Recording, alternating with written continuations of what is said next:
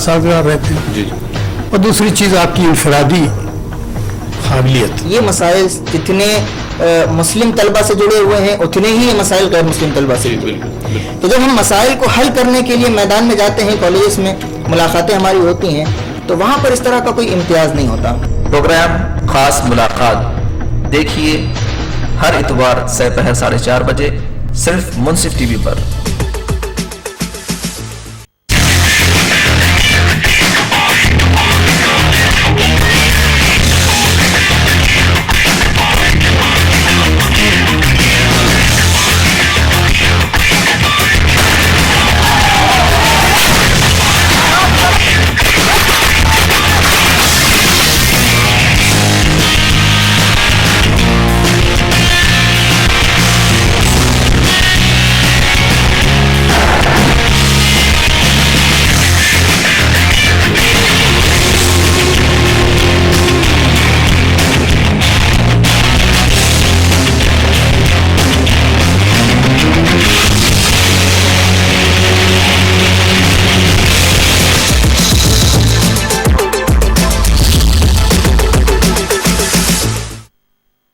आमतौर पर जो कहा जाता है कि 9 या 10 का रोज़ा या 10 और 11 का रोज़ा, क्योंकि ये ज़रूरी है कि 10 के रोज़े को 9 से मिलाया जाए या फिर 11 तारीख से मिलाया जाए। आप सल्लल्लाहु अलैहि वसल्लम ने फरमाया कि तुम 10 के साथ 9 और 11 को मिला लो, यानी एक दिन पहले भी रोज़ा रखो या एक दिन बाद रोज़ा रखो और यहूदियों की मुखालफत करो। मुश्ताक साहब ने सवाल किया कि वो गुज़िश्ता साल हज पर गए थे और जो कंकरियां मारने का जो शैतान को अमल है तो उन्होंने ज़वाल आफ्ताब से पहले कर लिया। अब आपने जो रमी कर लिया वो कर लिया, इंशाअल्लाह तबारक व तआला अल्लाह ताला आपकी नावाक़फ़ियत की बुनियाद पर उसको माफ़ कर देगा। जी फरमाइए, क्या जानना चाहते हैं आप? मुझे ये पूछना था, ये जो अकीक़ा करते हैं लोग बहुत बड़े पैमाने पे जी, बाकायदा हॉल बुक किए जाते हैं जी, तो ये सब चीजें जो है ये कहाँ तक?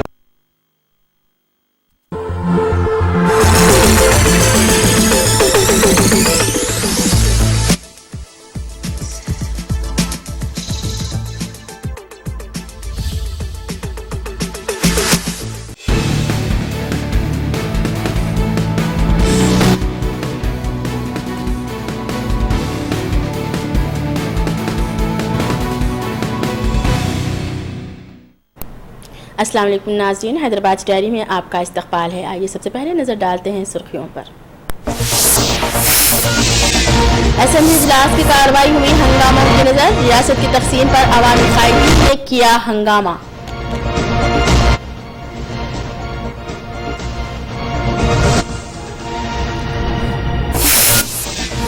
ख़वातीन के साथ होने वाले मसाइल पर आवाम को बदलनी होगी अपनी सोच, कांग्रेस कायद गीता रेड्डी का बयान।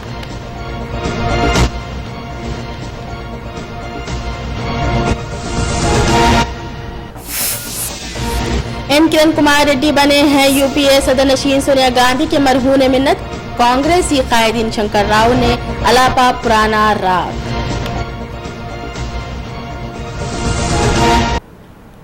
और अब खबरें तफसील से। रियासती असेंबली का इजलास आज मामूल के मुताबिक शुरू हुआ। ऐवान में रियासती वजीर शरजनात ने रियासत अलहदा तेलंगाना बिल पर तबादला ख्याल किया। रियासत अलहदा तेलंगाना जो कभी तूल पकड़ता जा रहा है तो कभी इलाके की अवाम कायदीन खामोश हो जाते हैं। यह सिलसिला बरसों से जारी है। अब जबकि मरकजी हुकूमत ने रियासत की तकसीम को हरी झंडी दिखा दी है तो एक इलाके में जश्न का माहौल देखा गया है तो सीमा आंध्रा में मातम सा छा गया। वाईएसआर कांग्रेस पार्टी के कायदीन ने आज ऐवान में हंगामा मचाने की कोशिश की। दूसरी जानिब टीआरएस के कायदीन केसीआर ने जीओ को मनसूख करने का मुतालिबा किया। वाईएसआर ने इलाके की तकसीम पर तरक्की के इम्कानात मौहूम हो जाने का अंदेशा जाहिर किया। गर्मा गर्म मुबाहिसे में पहली मरतबा ऐवान की कार्रवाई में 10 मिनट के लिए मुलतवी कर दिया गया। असेंबली कार्रवाई जितनी देर चली, वाईएसआर कांग्रेस ने ऐवान में हंगामा आराई की। कांग्रेस कायद गीता रेड्डी ने अपना एक बयान जारी करते हुए कहा है कि पार्टी के नायब सदर राहुल गांधी जहां खवातीन की तरक्की के लिए जोर दे रहे हैं, वहीं मुल्क में उन पर बढ़ते जराइम को पार्टी पर गहरा दाग लगाने के बराबर कहा है। पेश है हमारे नुमाइंदे रईस जैदी की ये रिपोर्ट। लीडर मोहतरमा गीता रेड्डी से आइए बात करते हैं गीता रेड्डी से। मोहतरमा मुंसिफ टीवी में आपका इस्तकबाल है। शुक्रिया। कांग्रेस का जोशीला अंदाज दिखाई दिया राहुल गांधी के जरिए, तो जोशीला अंदाज क्या आंध्र प्रदेश तक या दूसरे स्टेट्स तक, कहां तक ये जोश का अंदाज पहुंच पाएगा? देश के कोने कोने में पहुंचेगा। ऐसा जोश और इतनी उन्होंने अपनी दिल की बात कहलाई कि हर एक तबके के आदमी को जरूर उनके दिल तक पहुंच जाएगी। गरीब तबकों के लिए, युवा के लिए और महिलाओं के लिए भी। उन्होंने बहुत अच्छी तरह से कहा कि अब हम लोग जिसको चुनना चाह रहे हैं वो चुनेंगे लोग, आम आदमी, कार्यकर्ता। ये नहीं कि हम लोग चार दीवारी में बैठ के कैंडिडेट्स डिसाइड करेंगे। ये बहुत अच्छा मैसेज गया है। हर एक लम्हे में भी हर एक कार्यकर्ता की भागीदारी रहेगी और ये बहुत जरूरी है इस वक्त। ये नहीं कि पूरा हाईकमान बैठ के दिल्ली में डिसाइड कर रहा है। जैसा राहुल जी ने कहा कि आने वाले वक्त में वो कम से कम 50% महिलाओं को, 50% ख्वातीन को वजीर आला के ओहदे पर देखना चाहते हैं, ये कहां तक सच हो पाएगा? अब वो तो देखना ही पड़ेगा, मगर उनकी नीयत साफ है, उनका थॉट प्रोसेस, उनकी सोच बहुत साफ और नेक है। तो इंशाल्लाह अगर हो सके तो हो भी सकता है। महिलाओं के लिए तो एक बहुत क्या कहते हैं, एनकरेजिंग चीज है ये। तो और बढ़ चढ़ के और काफी महिलाएं राजनीति में, सियासत में भी आएंगी, उन्हें मौके भी दिए जाएंगे। अगर आने वाली कम से कम 2014 इलेक्शन तक नहीं तो उसके बाद इतने सारी महिलाएं आगे आएंगी कि वो 50% का जो उन्होंने वादा किया वो वादा जरूर और पूरा कर सकेंगे। अच्छा, जिस तरह से ख्वातीन के हक की बात की और अगर दिल्ली की बात करें तो यहाँ पर आए दिन ख्वातीन के साथ इस तरह के केसेस, एक तरह का तशद्दुद नजर आता है। हिंदुस्तान की तो क्या बात करेंगे, जो बाहर से गैर मुल्क की ख्वातीन भी आती है टूरिस्ट के तौर पर, उनके साथ भी इस तरीके से मामलात पेश आए हैं कि जिसको लेकर हिंदुस्तान का सर भी आलमी पैमाने पर एक तरीके से शर्मिंदा सार है। तो इस पर लेकर क्या हुकूमत कर सकती है? अब देखिए, हुकूमत जो करना जरूर कर रही है। निर्भया एक्ट लेके आए हैं और निर्भया एक्ट को और भी काफी उसको स्ट्रेंथन किया गया है और उसको इतना कठिन किया गया है कि कोई सोच भी नहीं सकता। मगर अब लोगों को अपनी सोच बदलनी है। ये पार्टियों की और गवर्नमेंट की क्या कहते हैं, इनसे कमी नहीं है। पार्टी में कोई कमी नहीं है, ना गवर्नमेंट की सोच में कमी नहीं है। अगर कमी कुछ है तो आम जनता में जो मर्द हैं उनके सोच में बदलाव आना चाहिए कि औरतों को एक तरह से इज्जत से उनके साथ पेश आना चाहिए, अपनी औरतें हों या विदेश की औरतें हों। इस सिर्फ दिल्ली में ही नहीं हो रहा है, हर जगह ये हो रहा है। तो मैं तो बहुत शर्मनाक ये संगठनाएं हो रही है, बहुत बाधा मेरे को होती है, बहुत दिल को ठेस लगता है ऐसे होने से। एक महिला होते हुए मैं चाहती हूँ कि सोसाइटी में लोग की थिंकिंग बदले, माइंडसेट बदले। ये नहीं कि कोई पार्टी को कोई दोष नहीं दे सकता। आज आम आदमी चल रहा है, आपका हुक्म चल रहा है, फिर भी हो रही है।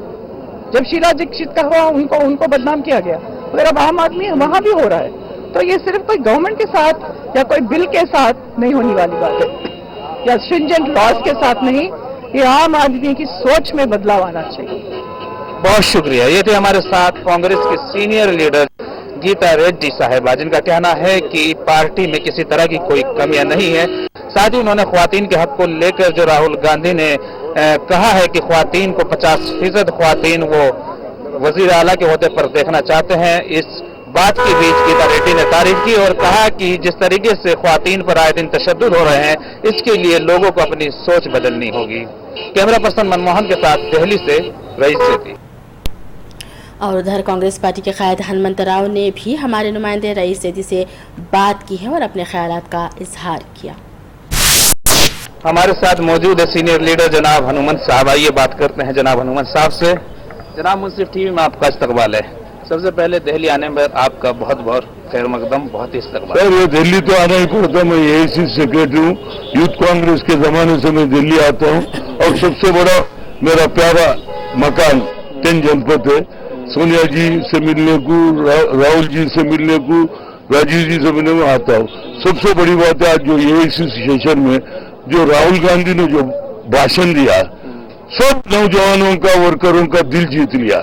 मैं समझता हूँ आज तक मैं ऐसा भाषण मैं समझा। फिर राजीव जी आ क्या, जैसा राजीव जी के साथ मैं काम करता था, फिर एक मरतबा आज उनके भाषण से मैं राजीव जी बात कर रहे हैं ऐसा समझा मैं। और नौजवानों में जोश बढ़ा, बल्कि यही बोला कि भाई हम इतने बड़े काम करें यूपीए सरकार में, right to education, right to information, everything, Mahatma Gandhi रोजगार योजना, ये सब गांव में जाके बताइए। और सबसे बड़ी बात है, कारपेंटर की बात करिए और ब्लैक स्मिथ की बात करें, मेस्त्री की बात करें। राहुल जी समझ गए बैकवर्ड क्लास में कैसे गरीब लोग रहते हैं, ये गरीबों को आगे बढ़ाने के वास्ते उनकी सोच है। मैं आने वाले इलेक्शन में राहुल जी के नेतृत्व में बराबर सरकार बनाएंगे हम। ये नौजवान आज का स्पोर्ट्स है, अब देखो कल से हम भी निकल रहे आदिलाबाद से, उसके बाद करीमनगर, मेदक, हर डिस्ट्रिक्ट में जाएंगे, राहुल जी का मैसेज गांव में पहुंचाएंगे। तो जोशीला अंदाज कहां तक कायम रहेगा? ये जोशीला इलेक्शन नहीं, जिंदगी भर रहेगा। क्यों बोलते, एक लीडर एक ही मरता हाथ डालता, उसके बाद वर्कर का काम है बांधना।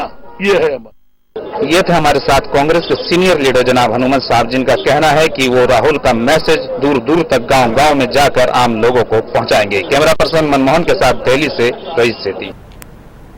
मेदक कोकनापेट रेलवे लाइन से मजबूत करने के लिए मरकजी वजीर मल्लिकार्जुन खड़गे कल मेदक पहुंचेंगे।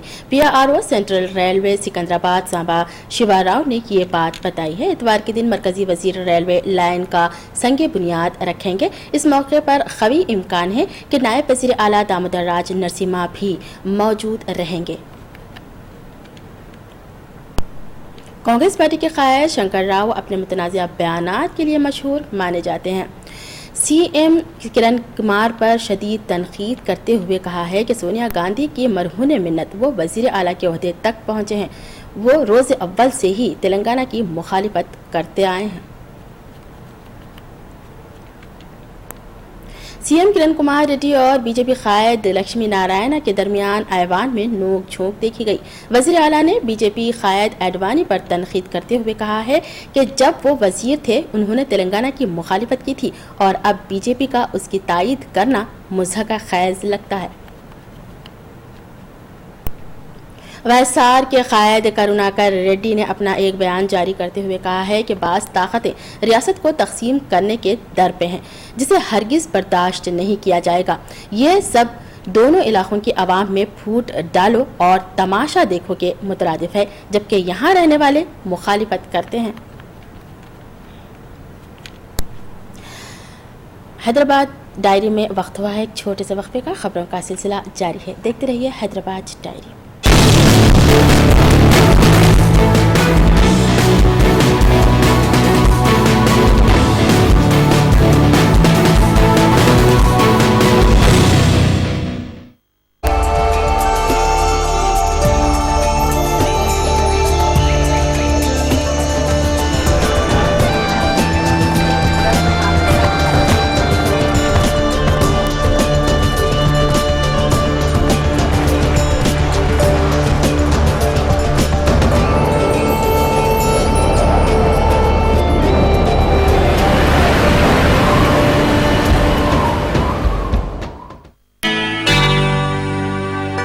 बहू ने कुछ काम वाम भी शुरू किया? कहाँ?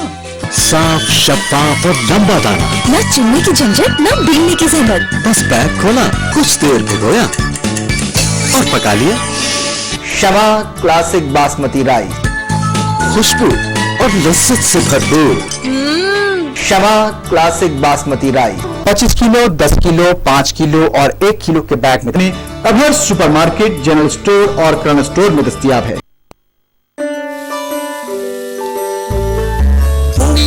इशारे से चले दुनिया प्यारे, काम चाहे जो भी हो यही काम आए।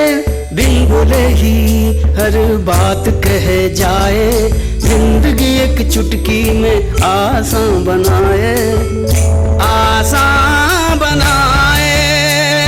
दिल में जो है वो ये बताए, तेरी मेरी सबकी जरूरत ये पूरी कर जाए। हम समझते हैं इस उंगली के इशारे को, इसलिए हम लाए हैं जन सेवा आपकी उंगली के इशारे पर।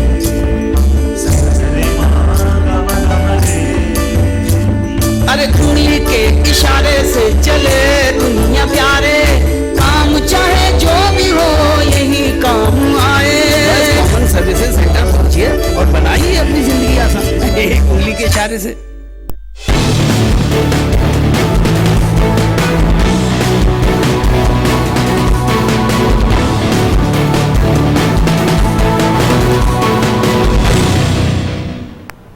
वक्फे के बाद आपका दोबारा इस्तकबाल करते हैं और अब नजर डालते हैं मजीद खबरों पर।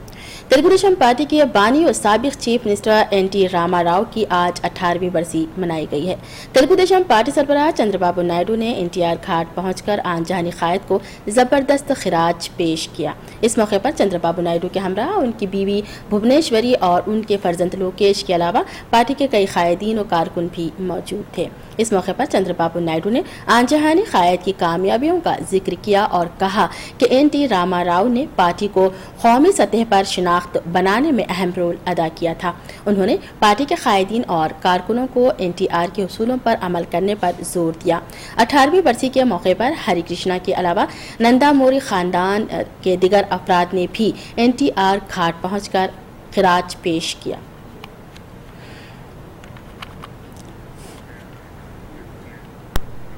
रियासत के कांग्रेस पार्टी कायदीन ने एआईसीसी नायब सदर राहुल गांधी से मुलाकात की है। राहुल गांधी से मुलाकात करने वालों में पीसीसी चीफ बोस सत्यनारायण के अलावा डीसीसी सदूर शामिल हैं। इस दौरान राहुल गांधी ने रियासत की मौजूदा सूरत हाल पर कायदीन के साथ तबादला ख्याल किया। उसके अलावा तेलंगाना बिल से मुताल्लिक भी बातचीत किए जाने की इत्तला है। राहुल गांधी मरकज में तीसरी मरतबा भी कांग्रेस पार्टी की हुकूमत बनाने की कोशिश में है। उसके अलावा रियासत के कायदीन से लोकसभा इंतखाबात से मुताल्लिक अहम बातचीत किए जाने की भी इत्तला है। और रियासती गवर्नर ईएसएल नरसिम्हन ने आज गुंटूर का दौरा किया है। उन्होंने गनावरम एयरपोर्ट पहुंचकर वहां से वो विजयवाड़ा से होते हुए गुंटूर पहुंच गए। गुंटूर में मुनक़िदा चंद तरक्याती कामों का इफ्तिताह किया। एयरपोर्ट पर मुकामी कायदीन ने गवर्नर का इस्तकबाल किया। इस मौके पर उन्होंने कहा कि रियासती हुकूमत तरक्याती कामों की तकमील के लिए संजीदा है। वापसी के दौरान गवर्नर ईएसएल नरसिम्हन विजयवाड़ा में कुछ देर आराम करेंगे। बाद अज़ां वो हैदराबाद वापस लौट आएंगे। टीआरएस सरबराह केसीआर ने कहा है कि तेलंगाना बिल पर मुबाहिजे के लिए मजीद एक हफ्ते की तौसी दी जाएगी और तो उन्हें कोई एतराज़ नहीं है। कल अपनी क़यामगाह पर party secretary general Keshav Rao के अलावा जितेंद्र रेड्डी व दीगर के साथ मुनक़िदा इजलास में ये बात कही। उन्होंने कहा कि पार्टी की जानिब से पहले तो इजलास में तौसी ना करने की सिफारिश की जाएगी। अगर इजलास में तौसी से मुताल्लिक़ सिफारिश भी की जाती है तो रियासत की तक़सीम पर कोई असर नहीं पड़ेगा।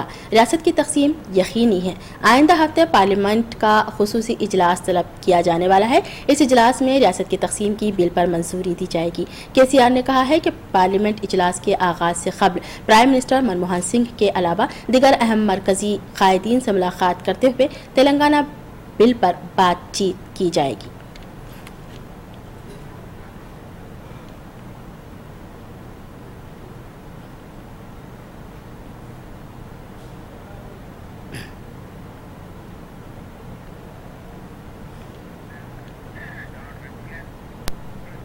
शहर बेंगलुरु में वाक़ लाल बाग में हर साल हुकूमत कर्नाटक महकमा हार्टिकल्चर की जानिब से फूलों की नुमाइश की जाती है, जो अपनी नोयत की एक मुनफरिद नुमाइश है। जहां हर साल फेम ग्लास हाउस में 10 दिनों के लिए ये नुमाइश तरतीब दी गई। अवाम ने कसीर तादाद में शिरकत करके इसका जायज़ा लिया है।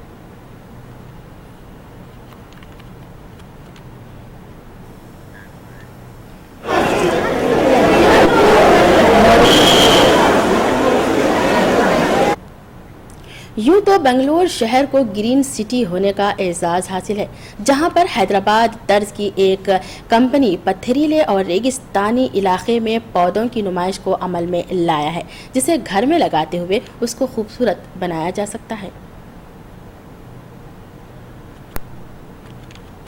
हिंदी में बोलेगा। 200 ईयर्स ओल्ड ट्री, 200 साल का पुराना ट्री है ये। आप किस तरह से प्रिजर्व करके लाए हैं? एग्जीबिशन के लिए लाए हैं। एक ज़माने में हर वक्त जागते रहने वाली नदी मूसा नदी कहलाती थी, जो आज खामोश हो गई है। पेश है इसी ज़िम्न में मुंसिफ टीवी की एक ख़ास रिपोर्ट। ये नदी का किनारा, चांद तारों का रंगीन इशारा, कह रहा है बेखबर, धूप के प्यार से ये समा मिलेगा।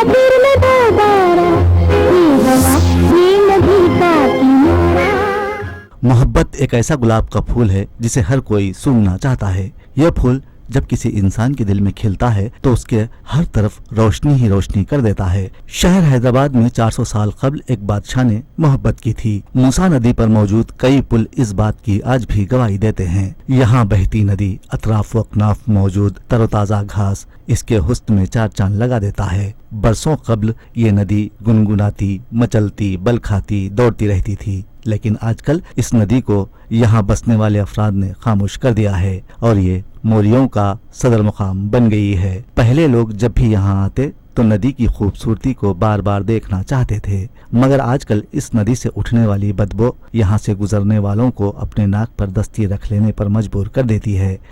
पहले जरा साफ था, अब तो क्या है, बेकार बेकार सब गंदा हो गया। मूसा नदी ये क्या है, पूरी गंदगी फैलती जा रही है। हुकूमत बोल रही है साफ सुथरा करने के लिए वो लोग बहुत कोशिश कर रहे हैं, आपको क्या लगता है इसके बारे में? क्या हुकूमत करती, खाली खाली बोलती हुकूमत, कुछ एक बात पे भी अटल नहीं है हुकूमत। तो बस ऐसी गंदगी फैलते जा रही है, बेकार हो जा रहा सब। शहर जाके ऐसा होगा गंदगी है क्या, बस ये सब देखते देखते जाते थे हम यहाँ से। पूरी गंदगी है, बहुत साफ था, अच्छा था, यहाँ पे बैठ सकते, ठहर सकते, चल सकते, अच्छा एंजॉय रहता था, पर अब नहीं है, वो पूरी गंदगी है। अब यहाँ नदी के किनारे आबादियाँ बढ़ने लगी हैं। लोग यहाँ आकर अपने घर बनाने में मसरूफ हैं और अब नदी के किनारे कटना शुरू हो गए हैं। मूसा नदी जो अपनी आबोताब से बहती थी अब सुकड़ कर रह गई है। हालांकि हुकूमत ने ऐलान किया था कि इस नदी को साफ करने के लिए रबर डैम तामीर करवाया जाएगा और इसकी खूबसूरती को दोबारा बहाल करने की कोशिश की जाएगी। जी, आप यहाँ पे कब से काम कर रहे हैं? 10 साल से मैडम, 10 साल से कर रहे हैं। 10 साल में क्या क्या बदलाव आया? ये सब कचरा बहुत और घास था मैडम, और हम सब साफ करे, GHMC के सामान से पूरा साफ करे और उसके बाद दवाई डाले मच्छर। लेकिन आप साफ करें, यहाँ पे कहाँ सफाई है? यहाँ पे वहाँ पे लेट्रिन कर रहे हैं लोग, इतने नदी में भी देखो कितना गंदगी फैली हुई है, उसके लिए क्या है, क्या साफ कर रहे हो? हम बोलते रहते हैं मैडम, लेकिन फिर भी आते रहते वो सरकार को मालूम है। बोलते रहते, किसको बोलते रहते? लोगों को बोलते? लोगों को बोलते रहते, वर्क के टाइम पे यहाँ नहीं बैठना, यहाँ पे नहीं आना, गंदगी नहीं करना बोल के बोलते मैडम। तो सरकार हुकूमत ने कुछ भी नहीं किया, इसके ऊपर अमल नहीं किया, कुछ फाइन देना ऐसा कुछ? वो सरकार को मालूम है मैडम। हुकूमत के ये दावे तो वफा ना हुए, लेकिन यहाँ अतराफ अकनाफ सब्जियों को उगाने का काम जारी है। कई दफा मीडिया ने इन सब्जियों के इस्तेमाल को इंसान के लिए नुकसानदा बताया है, मगर फिर भी इसकी अफजाइश जोरों पर जारी है। गुजरते वक्त के साथ साथ यहाँ रहने वालों को मच्छरों की कसरत से काफी दुश्वारियों का सामना है। इसके अलावा इस नदी के किनारे रहने वालों पर बल्दिया कुछ करने से खासी नजर आने लगी है। अगर हम शहर हैदराबाद की कदीम इमारतों पर नजर डालें, इस नदी के किनारे हाई कोर्ट, सिटी कॉलेज, उस्मानिया दवाखाना, महात्मा गांधी बस स्टॉप, सालार जंग म्यूजियम और रियासती सेंट्रल लाइब्रेरी हमें नजर आ जाएगी। हुकूमत को चाहिए कि वो इस नदी की सफाई पर ध्यान दे और इसकी खूबसूरती को फिर एक मर्तबा बहाल करे, ताकि इस नदी की रवानी हैदराबादी अवाम के अलावा सयाहों की मनपसंद बन जाए। आप खुद ही देख सकते हैं, हुकूमत का जो दावा है मूसा नदी का साफ सफाई का, वो पूरी तरह से सफल नहीं हुई। बस इसी हालत में एक ही शेर याद आ रही है, ख्वाबों जैसा सारे मंजर डूब गए हैं पानी में, हाय हमने क्या क्या किया अपनी ही नादानी में। कैमरामैन समत के साथ मैं इंद्रानी सरकार, मुंसिफ टीवी।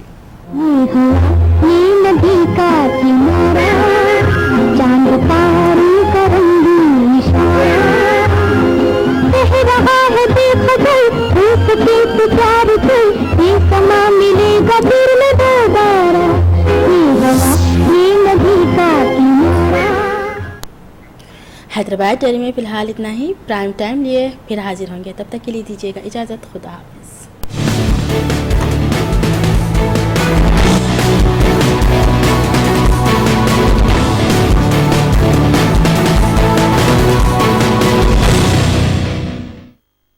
की तादाद जो है बढ़ गई है और 3 व्हीलर ऑटोज की तादाद बढ़ गई, 4 व्हीलर्स की बढ़ गई है। रोड तो हमारे पास उतने ही है, ट्रैफिक को ज्यादा बढ़ता चला जा रहा है, जबकि मैनेजमेंट जो है वो नहीं सुधर पाया। ट्रैफिक पुलिस जो है ना, जिस वक्त तक कि वो ट्रैफिक की तरफ कंसंट्रेट करेगी, कोऑर्डिनेशन रहेगा। जो सीनियर कांस्टेबल्स हैं, जिनको मालूमात ज़्यादा हैं ट्रैफिक के, सीनियर्स हैं, उनको प्रमोशन देकर सब इंस्पेक्टर से इंस्पेक्टर्स बनाएं। मैं तो ये कहूँगा ऐसे इंस्पेक्टर सब इंस्पेक्टर्स अब भी मौजूद हैं जो रिटायर्ड हैं, आप उनकी मदद भी ले सकते हैं। आजकल के जो नौजवान हैं या और जो बुजुर्ग लोग हैं उनको जरा सी बात पर गुस्सा आ जाता, तो वो गुस्से की जो वजूहात हैं वो क्या होती हैं? हालात की वजह से आजकल दो चीज़ें बड़ी अहम हो गई हैं। एक तो माहौल के हालात नासाजगार हों, मुसलसिल नासाजगार रहते हैं जी, और दूसरी चीज़ आपकी इनफरादी काबिलियत। ये मसाइल जितने मुस्लिम तलबा से जुड़े हुए हैं उतने ही ये मसाइल गैर मुस्लिम तलबा से जुड़े हुए हैं। तो जब हम मसाइल को हल करने के लिए मैदान में जाते हैं, कॉलेजेस में मुलाकातें हमारी होती हैं, तो वहाँ पर इस तरह का कोई इम्तियाज़ नहीं होता। प्रोग्राम खास मुलाकात देखिए हर इतवार दोपहर 4:30 बजे सिर्फ मुंसिफ टीवी पर।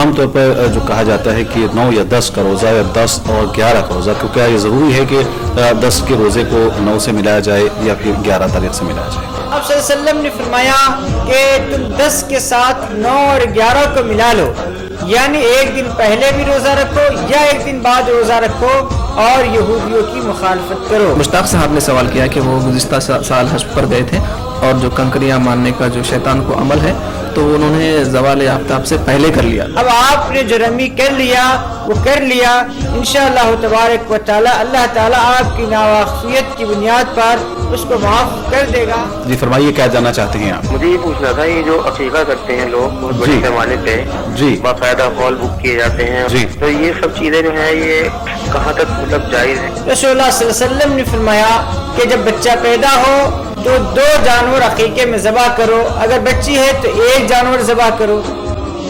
राह हिदायत बराह रास्त देखिए हफ्ता और इतवार रात 9:30 बजे सिर्फ मुंसिफ टीवी पर। मुस्लिम पर्सन लॉ क्या है? देखिए, हिंदुस्तान में जितने भी क़वानीन हैं उसको सेकुलर क़वानीन हैं, तमाम शहरियों पर एक साथ लागू होते हैं, लेकिन बाज़ मजहबी क़वानीन ऐसे हैं जो सबके ऊपर एक साथ लागू नहीं हो सकते। तो जब ब्रिटिश इंडिया के दौर में जब ये कानून साजी हो रही थी तो उस वक्त हर मजहब उस वक्त जो कानून लागू होता था, ब्रिटिश वाले एक से एक सेकुलर कानून बनाते जा रहे थे, लेकिन यहाँ के जो दीगर मज़ाहिब के लोग थे, हिंदू, मुस्लिम, सिख, ईसाई, क्रिश्चियन, जिससे जितने लोग थे उन सबके लिए अलग मजहबी कानून के तक उनको ये गुंजाइश दे दी गई कि उनके बिल्कुल शख्सी जो क़वानीन हैं उसके पर उन्हीं का कानून लागू किया जाएगा और उसी के तहत फैसले भी दिए जाएंगे। बार काउंसिल का एक रूल है कि एज रिस्ट्रिक्शंस भी आ गया है। 5 ईयर्स के लिए उम्मीदवार जो है only 20 years, he should not be more than 20 years, 20 साल से ज्यादा नहीं रहना, और जो है 3 ईयर्स के लिए 30 साल से ज्यादा नहीं। हम देख रहे हैं कि मल्टीनेशनल कंपनीज हिंदुस्तान में आई हुई हैं, तो नॉ ग्रेजुएट्स के लिए एक MPO करके जॉब्स निकले हैं। ये MPO क्या होते हैं और इसमें किस तरीके से क्या क्या कौन इसमें एलिजिबल होते हैं? MPO ये इसके मायने होते हैं लीगल प्रोसेस आउटसोर्सिंग। जो लीगल फील्ड के बंदे होते हैं जैसे लॉयर्स वगैरह होते हैं तो उनसे काम करवाया जाता है। Candidates are always in demand in India for this. Now, speaking about India, I'll talk about Hyderabad. This is a boom industry right now. जी। और इसके लिए you have to be a graduate. का जो मिसयूज हो रहा है इसको लेकर के ह्यूमन राइट्स को अप्रोच हो सकते हैं। डिमांड ऑफ डाउरी, इसका इतना ज़्यादा मिसयूज हो रहा है कि हमने भी जब ह्यूमन राइट्स में थे तो हमने भी गवर्नमेंट को लिखा था और अब शायद गवर्नमेंट इसको अमेंड करना चाह रही है और बेलेबल बनाना चाह रही है। वरना हो ये रहा है कि सास ससुरे जेठानी देवरानी तमाम पूरे जितने लोग हैं